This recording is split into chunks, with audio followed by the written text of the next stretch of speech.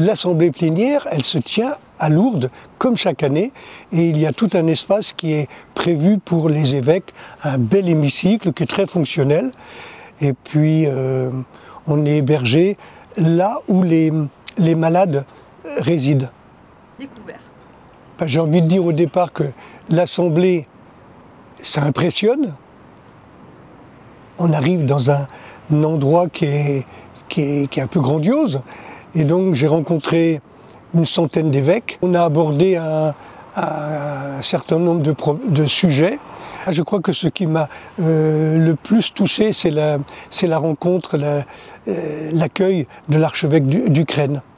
Et les applaudissements, on s'est tous mis debout, on a applaudi plusieurs minutes.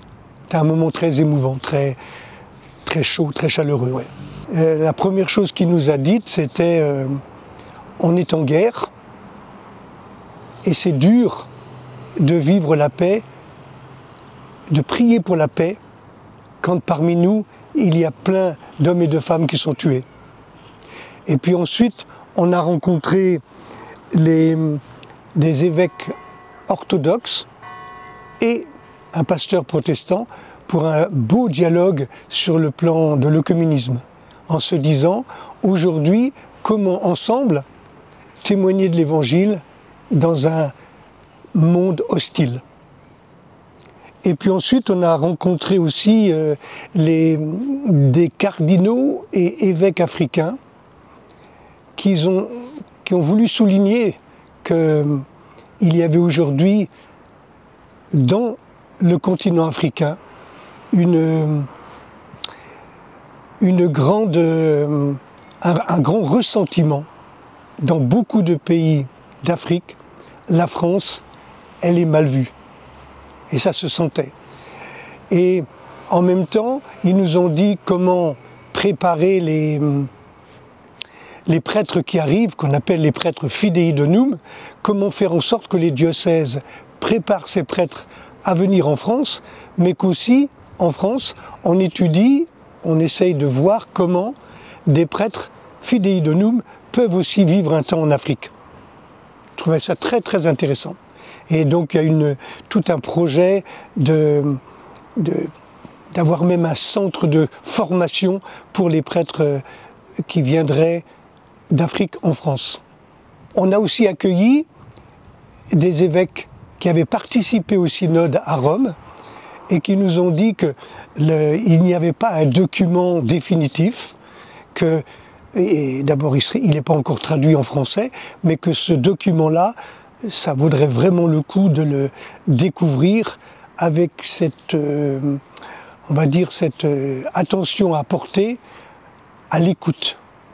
Et il faudrait aussi relire le document final où le pape François, à la fin du synode, a un discours impressionnant.